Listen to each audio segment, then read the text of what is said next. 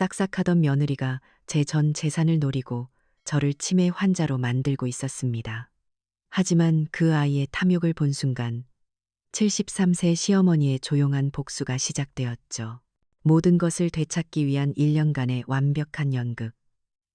제 이야기를 끝까지 지켜봐 주세요. 내 나이 73, 남편 먼저 하늘로 보내고 혼자 된 지 어느덧 5년이 흘렀네요. 자식 둘이 있지만 큰아들은 서울에서 제 가정을 꾸려 살고 있고 여기 부산에는 둘째 아들 내외가 곁에 살고 있어요. 아침에 눈을 뜨면 가장 먼저 하는 일은 머리맡에 놓인 남편의 사진을 매만지는 거예요. 사진 속 양반은 아직도 인자한 웃음을 짓고 있는데 나만 홀로 남아 이렇게 세월을 맞고 있네요. 우리 집은 부산 수영구에 있는 낡은 아파트예요.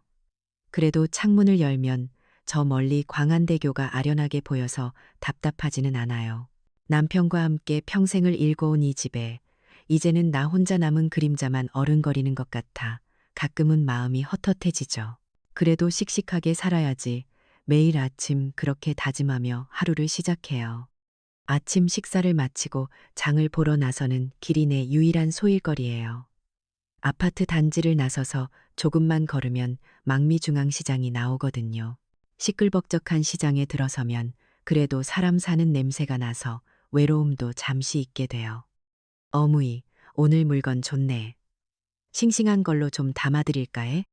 생선 가게 총각이 나를 보고 반갑게 인사를 건네요.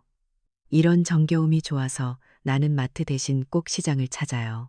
이것저것 구경하며 오늘 저녁 찬거리를 고르는 재미가 쏠쏠하거든요.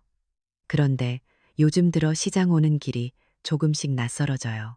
계산을 하려고 지갑에서 현금을 꺼내면 다들 나만 빼고 스마트폰이라는 것을 띡 하고 갖다 대더라고요. 젊은 사람들은 물론이고 나보다 나이가 많아 보이는 할머니들까지도 그걸로 계산을 하는데 나만 구시대 사람이 된 것 같아 어깨가 괜히 움츠러들어요. 세상이 참 빠르게 변하는구나.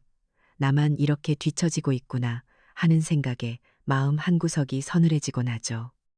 그렇게 장을 봐서 집에 돌아오면 주말에는 둘째 아들 내외가 찾아와요. 우리 둘째는 속이 깊고 착한 아이인데 자기 사업하느라 바빠서 그런지 조금 무심한 구석이 있어요. 그래도 며느리 유라가 싹싹하게 잘 챙겨주니 그걸로 위안을 삼죠. 어머니, 다녀왔습니다. 현관문을 열고 들어서는 유라의 목소리는 언제나 명랑해요. 내 손을 살갑게 잡으며 어깨를 주물러 주기도 하고 내가 좋아하는 과일을 잊지 않고 사오기도 하죠. 아들 녀석은 소파에 앉아 텔레비전만 멀뚱멀뚱 보고 있는데 유라는 부엌으로 들어와 내가 사온 것들을 정리하며 말을 걸어요. 어머니, 힘드시게 뭘 이런 걸 다 직접 사오셨어요. 요즘엔 앱으로 주문하면 집 앞까지 다 배달해 주는데 제가 다음부터는 주문해 드릴게요. 그 마음이 참 고맙기는 한데 한편으로는 좀 씁쓸해요. 내가 평생 해온 살림 방식이 이제는 힘들고 미련한 일이 되어버린 것 같아서요. 유라의 말대로라면 나는 이제 장볼 필요도 없이 그저 집에서 손가락 까딱해서 물건을 받기만 하면 되는 사람이니까요. 편한 세상이 온 건 좋은데 내가 할 수 있는 일이 점점 사라지는 것 같아 서운한 마음이 드는 건 어쩔 수 없나 봐요. 어느 날은 은행에 갈 일이 생겼어요. 정기예금이 만기가 돼서 다시 예치해야 했거든요. 혼자 가기에는 절차가 너무 복잡하고 어려울 것 같아 유라에게 부탁을 했죠. 유라는 자기 일처럼 흔쾌히 따라 나서 줬어요. 은행에 들어서니 정신이 하나도 없더군요. 윙윙거리는 소리를 내며 번호표를 뽑아내는 기계부터가 나에겐 큰 산이었어요. 한참을 헤매고 있으니 유라가 다가와 익숙하게 화면을 몇 번 누르고는 번호표를 뽑아 내 손에 쥐어주었어요. 어머니, 이쪽으로 와서 앉아 계세요. 요즘 은행은 다 이렇게 기계로 해야 해요. 잠시 후 우리 차례가 되어 창구에 앉았는데 직원이 내미는 서류들은 또 왜 그렇게 많은지. 깨알 같은 글씨를 읽으려니 눈이 다 침침하더군요.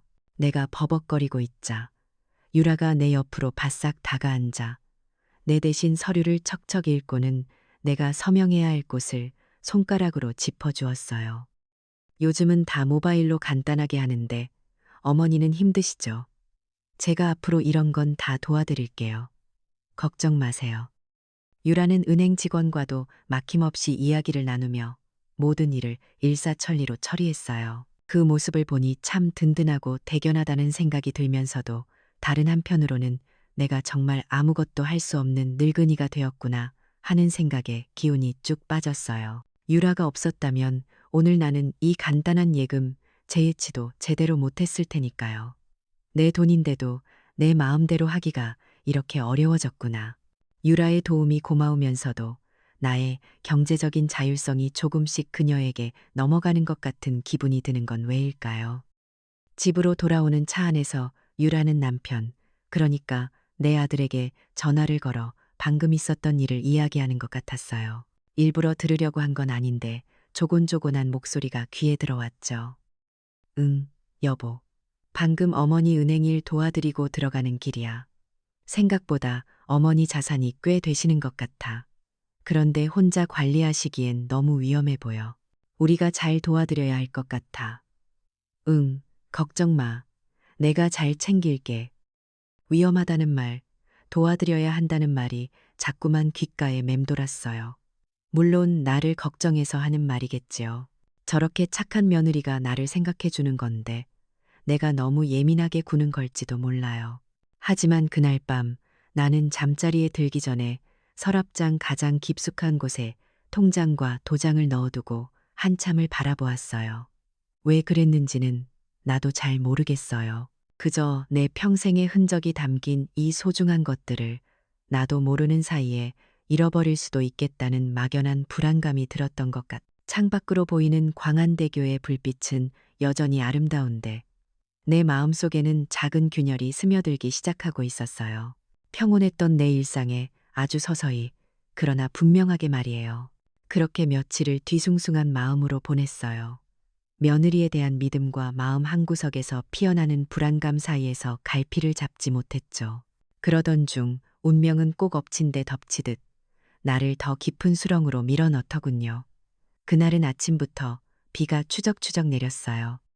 부산의 여름비는 한 번 시작되면 끈질기게 이어지거든요. 우편함을 확인하러 잠시 현관문을 나섰는데 낡은 아파트 복도 바닥이 비에 젖어 유난히 미끄러웠어요.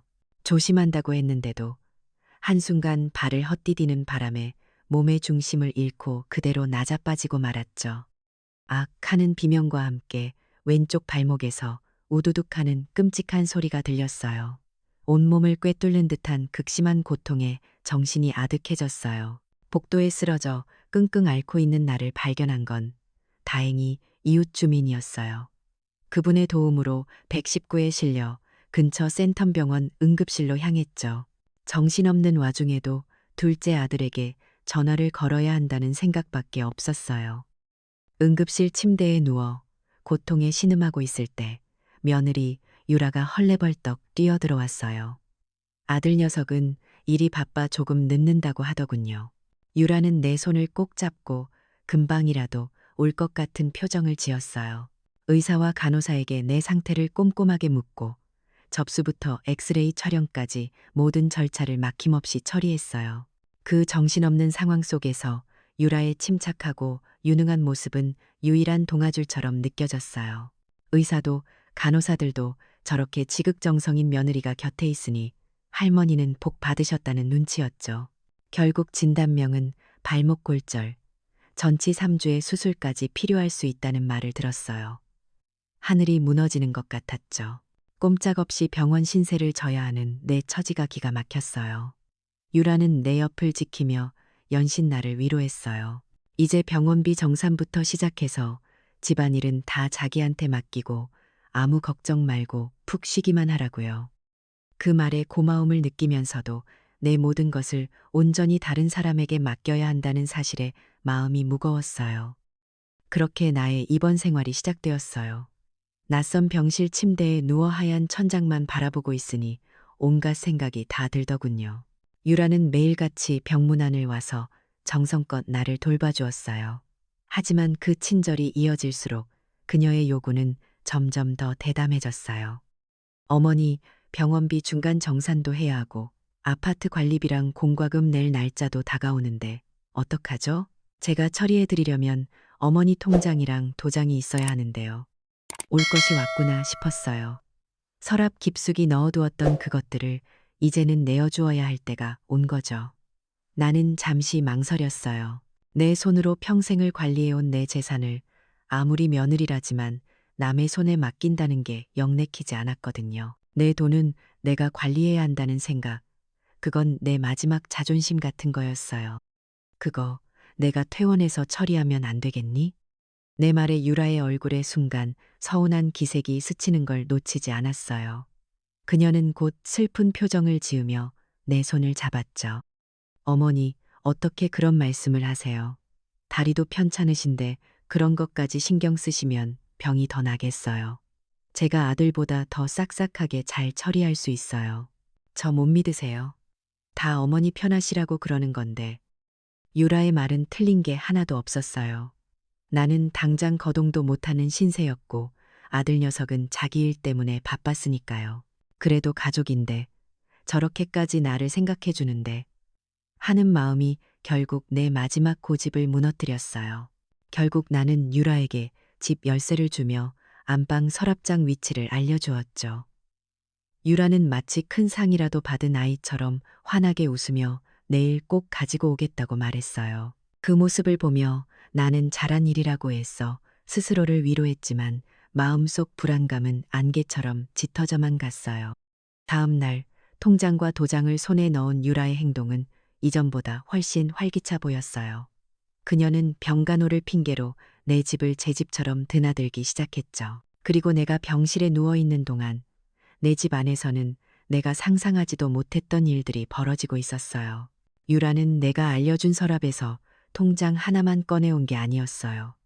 서랍장 안을 샅샅이 뒤져 숨겨져 있던 다른 예금 통장들과 펀드, 보험 증서까지 모조리 찾아냈어요.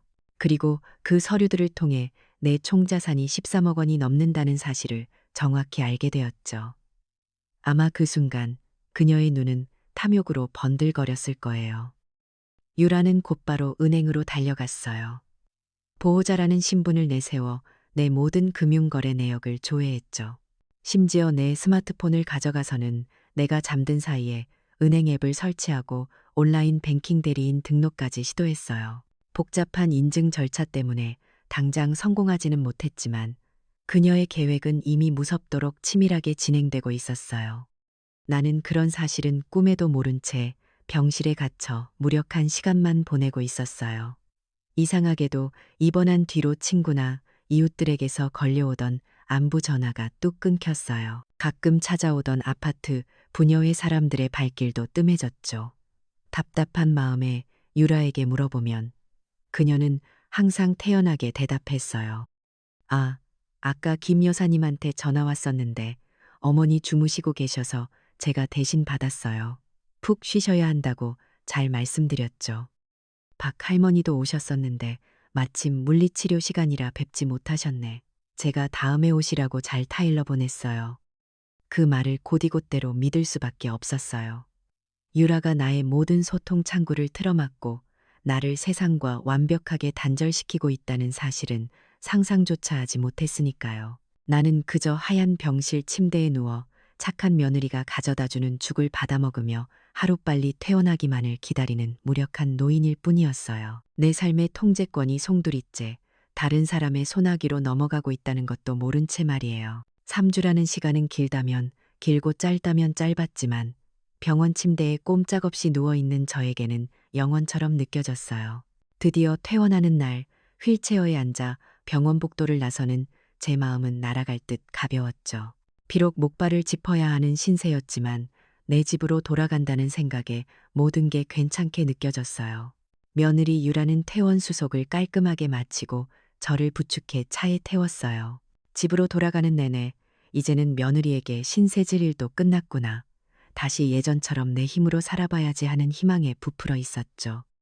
하지만 그 희망은 현관문을 들어서는 순간부터 서서히 부서지기 시작했어요.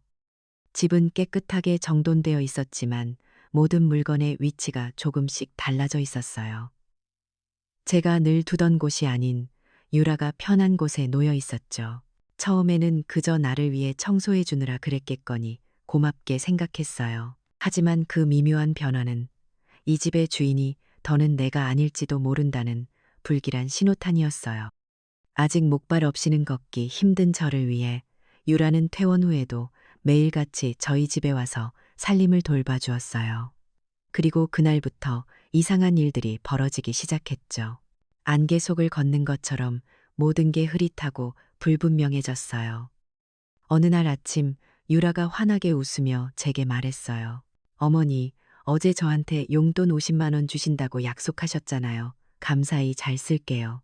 저는 그런 약속을 한 기억이 전혀 없었어요.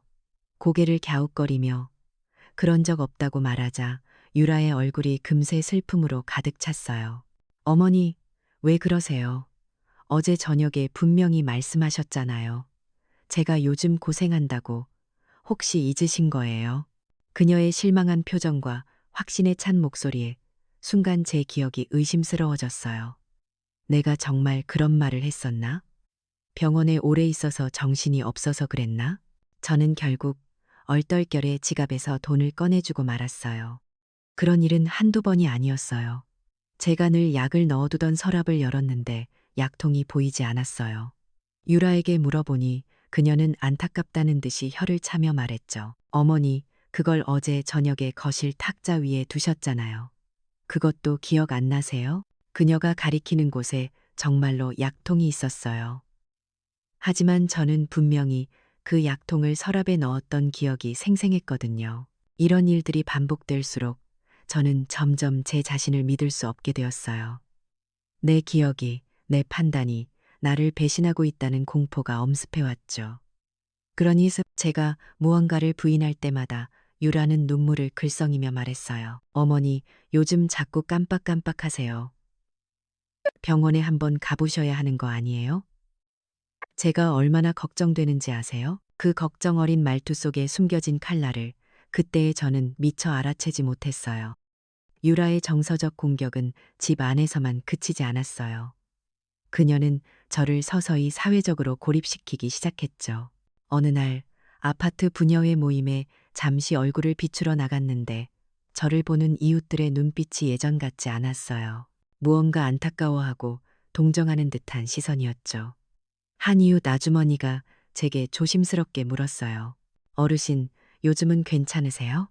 며느님이 걱정을 많이 하던데 알고 보니 유라는 제가 없는 곳에서 저에 대한 이상한 소문들을 퍼뜨리고 있었어요. 아파트 부녀의 사람들에게는 우리 어머니가 요즘 이상하세요. 자꾸 했던 말을 또 하시고 돈 관념도 없어지신 것 같아요. 치매 초기 증상인 것 같아 너무 무서워요라며 눈물까지 보였다고 해요. 서울 사는 큰아들에게까지 연락해서 제 상태가 심상치 않다고 바람을 넣었죠. 심지어 가족 단체 대화방에는 제가 소파에 앉아 잠시 창밖을 보고 있는 사진을 찍어 올리고는 어머니가 걱정되네요 라는 글을 남기기도 했어요. 그 사진 속의 저는 그저 평범한 노인이었지만 유라의 글 하나로 인해 저는 정신이 온전치 못한 시어머니가 되어버렸죠. 소문은 무서운 속도로 퍼져나갔어요. 저를 동정하던 이웃들은 이제 저를 피하기 시작했어요. 제가 무슨 말을 해도 아이고, 어르신이 기억을 잘못하시나 보다라며 더는 믿어주지 않았죠. 가끔 저를 걱정해서 반찬이라도 들고 찾아오던 몇몇 친구들도 저렇게 착하고 지극한 며느라기가 알아서 잘하겠지라며 발길을 끊었어요. 세상이 통째로 저에게 등을 돌린 것 같았어요. 저는 완벽하게 혼자가 되었죠. 그렇게 제 영혼이 서서히 잠식당하고 있을 때 유라의 탐욕은 드디어 본색을 드러냈어요. 그녀는 제 통장에서 거액의 돈을 인출하기 시작했어요. 처음에는 아들 사업 자금이 급하다는 핑계를 댔고 다음에는 밀린 병원비가 생각보다 많이 나왔다고 거짓말을 했죠. 저는 이미 제정신이 아니었어요. 유라가 내미는 서류에 기계적으로 도장을 찍어줄 뿐이었죠. 그렇게 한두 달 사이에 제 통장에서 무려 4천만 원이라는 큰 돈이 빠져나갔어요. 그 돈으로 유라는 백화점에 가서 명품 가방과 옷을 사들이며 자신의 허영심을 채웠어요. 어느 날 우편함에서 날아온 은행거래 명세서를 보고 저는 제 눈을 의심했어요. 상상도 못할 큰 금액이 인출된 기록을 보고 가슴이 철렁 내려앉았죠. 떨리는 손으로 유라에게 이게 무슨 돈이냐고 묻자 그녀는 기다렸다는 듯이 한숨을 쉬며 말했어요. 어머니, 이것도 잊으셨어요? 아들 사업 자금이랑 병원비로 쓰신다고 어머니가 직접 허락하신 거잖아요. 어머니가 저더러 은행 가서 찾아오라고 하셨잖아요. 아니에요. 저는 그런 허락을 한 적이 없어요. 하지만 제 머릿속은 이미 뒤죽박죽이었어요. 유라의 끊임없는 가스라이팅에 제 기억은 너덜너덜해진 상태였죠. 어쩌면 정말 내가 허락하고 잊어버린 걸지도 모른다는 끔찍한 생각이 들었어요. 정말 내가 치매인 걸까? 그날 밤, 저는 방에 틀어박혀 소리 없이 울었어요. 평생을 꿋꿋하게 살아왔다고 자부했는데, 이제는 나 자신이 누구인지조차 희미해지는 기분이었어요. 창밖의 세상은 여전히 그대로인데, 저만 짙은 안개 속에 갇혀 길을 잃고 헤매고 있었죠. 완전한 무력감과 절망감 속에서 저는 서서히 부서져 내리고 있었어요. 그렇게 몇 달을 지옥 같은 안개 속에서 헤맸어요. 내 기억은 조각나고 내 판단은 흐릿해졌죠. 며느리 유라는 이제 내 삶의 주인이었고 저는 그녀가 만들어 놓은 무대 위에서 치매 걸린 늙은이 역할을 충실히 수행하는 꼭두각시에 불과했어요. 스스로를 잃어버린다는 것이 얼마나 끔찍한 일인지 겪어보지 않은 사람은 모를 거예요. 매일 밤 이게 정말 나인지 아니면 내가 아닌 다른 누군가의 삶을 살고 있는 건지 분간할 수 없어 뒤척였죠. 그러던 어느 날 한 줄기 빛처럼 혹은 잔인한 계시처럼 진실이 제 눈앞의 모습을 드러냈어요. 그날은 다리가 조금씩 나아져서 유라의 도움 없이 처음으로 혼자 아파트 단지 주변을 산책하던 날이었어요. 느릿느릿 걸어서 버스 정류장 앞을 지나는데 백화점에서 막 나온 듯한 유라의 모습이 눈에 들어왔어요. 그녀의 어깨에는 제가 생전 처음 보는 아주 값비싸 보이는 핸드백이 걸려 있었죠. 햇빛을 받아 반짝이는 그 핸드백은 아들 사업 자금이 급하고 병원비가 모자라 허리띠를 졸라매고 있다는 며느리의 모습과는 너무나도 어울리지 않았어요. 순간 제 머릿속을 무언가 번개처럼 내리쳤어요. 안개 속을 헤매던 제 정신이 그 순간만큼은 또렷해졌죠. 지난 몇 달간의 일들이 영화 필름처럼 스쳐 지나갔어요. 잊지도 않은 약속들, 자꾸만 사라지는 물건들, 그리고 텅 비어가는 통장 잔고. 모든 조각들이 그 반짝이는 핸드백을 중심으로 하나로 맞춰졌어요. 아, 내가 속았구나. 내가 치매가 아니라 저 아이가 나를 치매로 만들고 있었구나. 충격과 배신감에 온몸이 부들부들 떨렸어요. 당장이라도 달려가 유라의 머리채를 잡고 소리치고 싶었죠. 내 돈으로 산 그 가방 당장 내놓으라고 네가 어떻게 나한테 이럴 수 있느냐고. 하지만 제 발은 그 자리에 얼어붙은 듯 움직이지 않았어요. 그 대신 뜨거운 분노가 심장을 차갑게 식히는 것이 느껴졌어요. 눈물조차 나오지 않았죠. 평생 가계부를 쓰며 푼돈 하나 허투루 쓰지 않았던 제 꼼꼼함, 남편과 사별하고 홀로 5년을 버텨온 제 인내심이 잠에서 깨어나는 순간이었어요. 그래, 어디 한번 해보자. 네가 만든 이 무대 위에서 내가 어떤 춤을 추게 될지 한번 똑똑히 지켜보렴. 그날 이후 저는 달라졌어요. 더는 유라의 말에 흔들리지 않았죠. 그녀가 또다시 거짓말을 늘어놓아도 저는 속으로 냉소를 보낼 뿐이었어요. 대신 저는 더 완벽한 치매 노인이 되기로 결심했어요. 그녀가 안심하고 더 많은 증거를 남기도록 저는 더 자주 깜빡하고 더 자주 엉뚱한 소리를 했어요. 제 연기는 날이 갈수록 늘었고 유라는 그런 저를 보며 회심의 미소를 지었죠.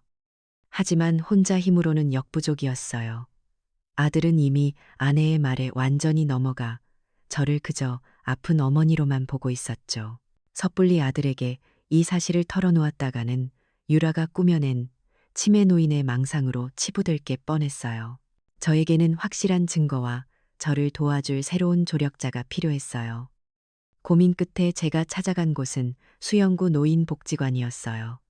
그곳에 가면 무언가 돌파구를 찾을 수 있을 것 같았거든요. 처음에는 어색했지만 비슷한 처지의 다른 노인들과 이야기를 나누며 조금씩 위안을 얻었어요. 그리고 그곳에서 제 인생을 바꿀 새로운 무기를 발견하게 되었죠. 바로 스마트폰 활용 교실이었어요. 평생 기계와는 담을 쌓고 살았던 제가 그 작은 네모난 기계를 배우겠다고 나선 것은 순전히 복수를 위해서였어요. 젊은 자원봉사 선생님이 친절하게 가르쳐 주었지만 처음에는 뭐가 뭔지 하나도 모르겠더군요. 하지만 저는 포기하지 않았어요. 밤에는 유라 앞에서 치매 연기를 하고 낮에는 복지관에 가서 스마트폰과 씨름했죠.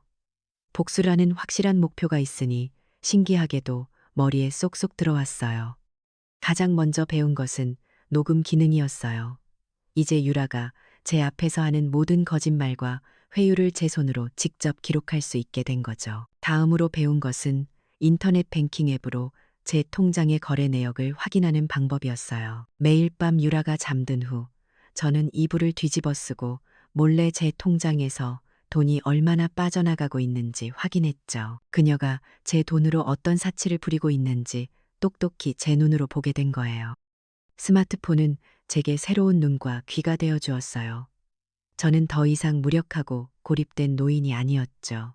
디지털 세상에서 소외되었던 제가 이제는 그 기술을 제 가장 강력한 무기로 만들고 있었으니까요. 저는 치밀한 계획을 세웠어요.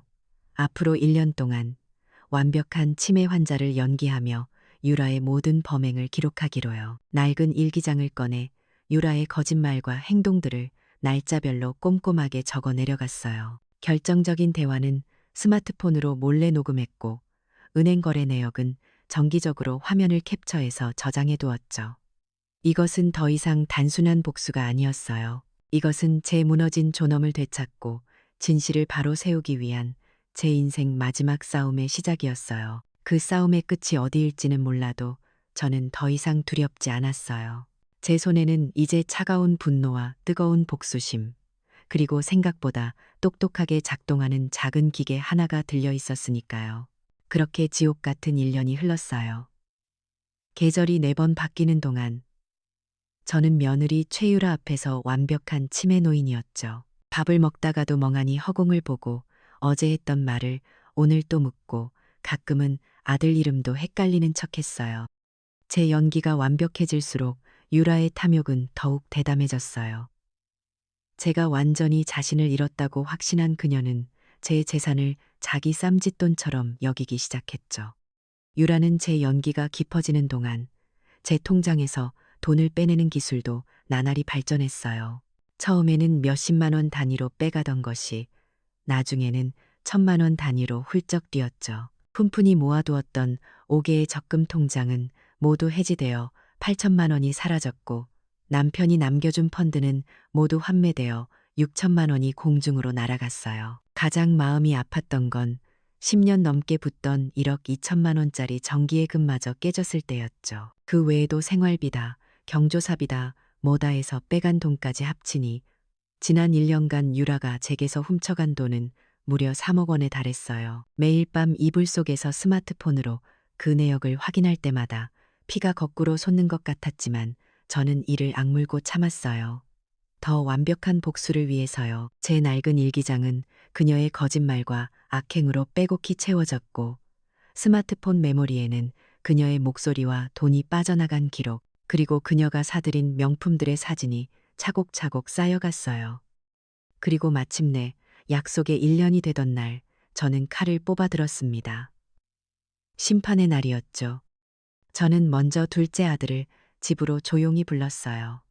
유라에게는 그저 몸이 좋지 않아 아들 얼굴이 보고 싶다고 둘러댔죠. 아무것도 모르는 아들은 걱정스러운 얼굴로 달려왔어요. 저는 아들을 식탁에 앉히고 지난 1년간 기록해온 일기장을 말없이 내밀었어요. 아들은 어리둥절한 표정으로 일기장을 넘기기 시작했죠. 페이지가 넘어갈수록 아들의 얼굴은 하얗게 질려갔어요. 다음으로 저는 은행에서 몰래 뽑아온 거래 내역서와 유라가 사들인 명품 가방 사진들을 보여주었어요. 마지막으로 스마트폰에 저장해둔 녹음 파일을 재생했죠. 어머니, 이 돈은 아들 사업 자금으로 쓰신다고 저한테 주신 거잖아요. 또 잊으셨네. 정말. 유라의 가증스러운 목소리가 방 안에 울려 퍼지자 아들은 결국 무너져 내렸어요. 처음에는 믿을 수 없다는 듯 고개를 젓던 녀석은 빼도 박도 못할 증거들 앞에서 결국 책상에 머리를 밟고 오열하기 시작했어요. 아내의 실체를, 그리고 그런 아내에게 속아 어머니를 방치한 자신의 어리석음을 깨달은 남자의 울음이었죠. 녀석은 제 앞에 무릎을 꿇고 빌고 또 빌었어요. 저는 그런 아들의 어깨를 말없이 두드려 주었어요. 그리고 이제부터 내가 하자는 대로 따라달라고, 정신 똑바로 차리라고 말했죠. 아들은 눈물 젖은 얼굴로 고개를 끄덕였어요. 그렇게 저는 제 첫 번째 아군을 얻었습니다. 다음 날 저는 아들과 함께 부산 시내에 있는 법무법인을 찾아갔어요. 변호사는 처음에는 그저 평범한 노인네의 하소연이려니 하는 표정이었죠. 하지만 제가 가방에서 증거 자료들을 하나씩 꺼내놓자 그의 눈빛이 달라지기 시작했어요. 1년간의 기록이 담긴 일기장, 날짜와 시간이 정확히 찍힌 녹음 파일, 은행 거래 내역, 명품 사진까지. 변호사는 증거들을 검토하며 감탄과 경악이 뒤섞인 표정을 지었어요. 어머님, 이건 정말 완벽한 증거입니다. 이 정도로 철저하게 준비하셨을 줄은 몰랐습니다. 법정에서 100% 이깁니다. 정말 대단하십니다. 변호사의 그 한마디에 지난 1년간 겪었던 서름과 고통이 눈 녹듯 사라지는 기분이었어요. 우리는 변호사의 조언에 따라 곧바로 수영 경찰서로 가서 유라를 횡령 혐의로 고소했어요. 경찰 역시 명확하고 방대한 증거에 놀라며 즉시 수사에 착수하겠다고 약속했죠. 이제 주사위는 던져졌어요. 그로부터 이틀 후 경찰들이 저희 집으로 들이닥쳤어요. 마침 유라가 저를 위해 저녁을 차리고 있었죠. 갑작스러운 경찰의 등장에 유라의 얼굴은 당황한 기색이 역력했어요. 경찰이 횡령 혐의로 체포영장을 집행한다고 하자 유라는 드디어 본색을 드러내며 발악하기 시작했어요. 이게 무슨 짓이에요? 우리 어머니가 치매라서 그래요. 지금 제정신이 아니시라고요. 제가 모함하는 거예요.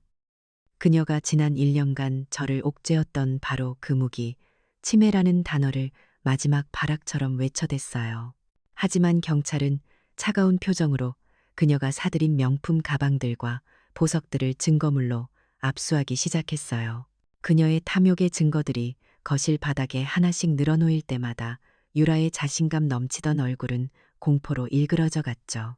결국 그녀는 경찰의 손에 이끌려 비명을 지르며 집 밖으로 끌려나갔어요. 마지막 무대는 경찰서 대질신문실이었어요. 저는 아들과 변호사와 함께 그곳에 앉아 있었죠. 잠시 후 초췌한 모습의 유라가 들어왔어요. 그녀는 저를 보자마자 여전히 정신 못 차리고 경찰에게 소리쳤어요. 보세요. 우리 어머니 정신이 온전치 못하시다니까요. 저분이 하시는 말씀은 다 믿으면 안 돼요. 그때였어요.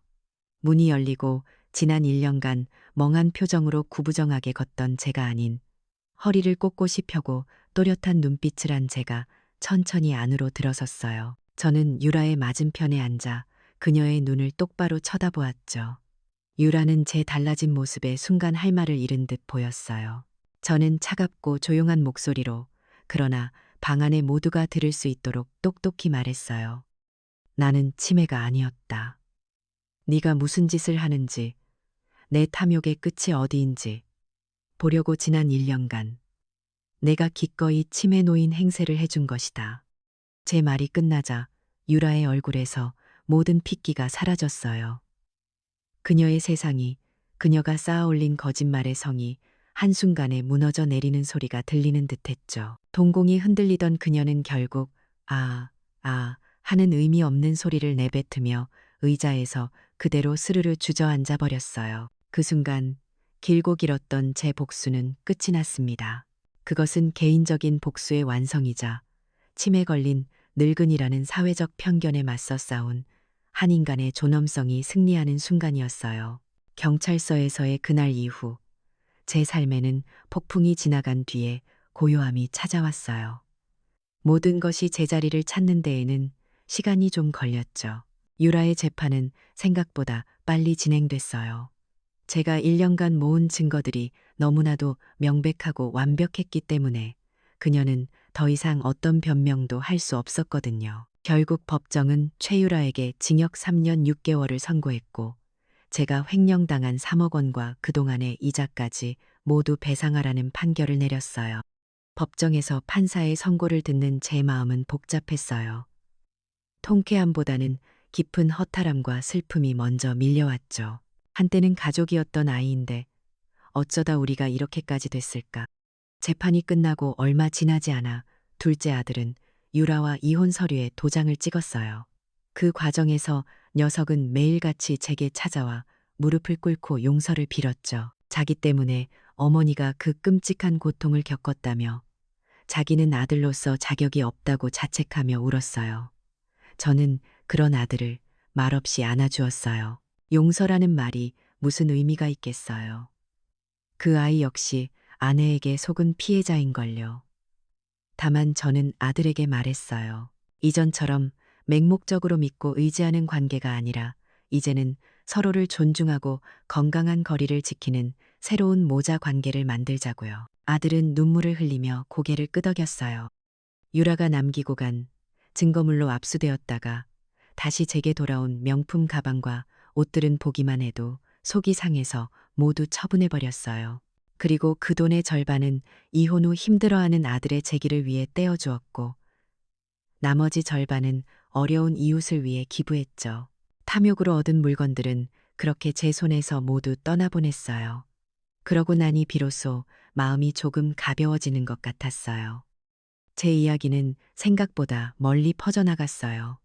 아파트 이웃들은 물론이고 지역 신문에도 작게 실렸거든요. 치매 연기로 며느리의 횡령 밝혀낸 70대 노인이라는 자극적인 제목이었죠.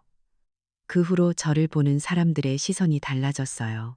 예전처럼 저를 동정하거나 피하는 대신 존경과 감탄이 섞인 눈으로 저를 바라봐 주었죠. 어떤 분들은 제게 조용히 다가와 자신의 비슷한 고민을 털어놓기도 했어요. 자식에게 재산을 맡겼다가 곤란해진 이야기, 디지털 기기를 다룰 줄 몰라 답답했던 이야기 등등. 저는 그분들의 손을 잡아주며 제 경험을 나누었어요. 그러던 어느 날, 제가 다니던 수영구 노인복지관 관장님이 저를 찾아왔어요. 제 이야기가 지역 사회에 큰 반향을 일으키고 있다며 다른 어르신들을 위해 노년기 재산 관리와 금융사기 예방에 대한 강연을 한번 해줄 수 있겠냐고 부탁하시더군요. 남들 앞에 서본 적도 없는 제가 할 수 있을까 망설였지만 저와 같은 아픔을 겪는 사람이 더는 없었으면 하는 마음에 용기를 냈어요. 처음으로 강단에 서던 날, 저는 떨리는 목소리로 제 이야기를 시작했어요. 제 지난 1년간의 싸움을 담담하게 이야기했죠. 그리고 마지막으로 이렇게 덧붙였어요. 여러분, 제가 오늘 드리고 싶은 말씀은 자식을 믿지 말라는 게 아닙니다. 다만 우리 자신을 더 믿어야 한다는 겁니다. 우리가 평생 살아오며 쌓아온 경험과 지혜는 결코 낮거나 쓸모없는 것이 아니에요. 세상이 변했으면 우리도 그 변화에 맞춰 조금 배우면 됩니다. 모르는 건 부끄러운 게 아니라 알려고 하지 않는 게 부끄러운 겁니다. 제 말이 끝나자 강당을 가득 메운 어르신들이 뜨거운 박수를 보내주셨어요. 그 박수 소리를 들으며 저는 제 삶에 새로운 의미가 생겼음을 깨달았죠. 요즘 제 일과는 예전과 많이 달라졌어요. 저는 이제 노인복지관 스마트폰 교실의 학생이 아니라 다른 할머니들을 돕는 디지털 멘토가 되었거든요. 처음에는 서툴렀지만 이제는 제법 능숙하게 다른 분들께 녹음 기능 사용법을 알려주기도 해요. 제 곁에는 언제나 둘째 아들이 함께해요. 녀석은 주말마다 복지관에 와서 꾸준히 일을 도맡아 하죠. 예전처럼 무심한 아들이 아니라 이제는 제 가장 든든한 동반자이자 조력자가 되었어요. 부서졌던 우리 가족은 그렇게 새로운 방식으로 천천히 치유되고 있었어요. 얼마 전 복지관에서 한 할머니가 제게 다가와 수줍게 스마트폰을 내밀었어요. 화면에는 손주와 영상 통화를 하며 환하게 웃고 있는 당신의 얼굴이 담겨 있었죠. 제가 가르쳐 드린 기술로 자식들과 더 가까워졌다며 연신 고맙다고 하시는 그분을 보며 제 마음속에서도 따뜻한 무언가가 피어나는 것을 느꼈어요. 이제 저는 더 이상 외롭지 않아요. 제 개인적인 복수는 끝났지만 그 승리는 저 혼자만의 것이 아니었으니까요. 제 작은 용기가 다른 누군가에게 희망이 되고 등불이 되어주고 있었어요. 창밖으로 보이는 광안대교는 여전히 아름답고 제 삶은 이제 그 다리처럼 과거의 아픔과 미래의 희망을 잇는 단단하고 따뜻한 이야기가 되어 흐르고 있었어요. 이수진 할머니의 이야기는 진정한 힘이 어디서 오는지 보여줘요. 그것은 나이도 돈도 아닌 바로 나 자신을 믿는 용기에서 시작되죠. 낡았다고 무시당했던 지혜에 배우려는 의지가 더해졌을 때 세상 그 누구도 막을 수 없는 가장 위대한 복수가 완성되는 법이니까요.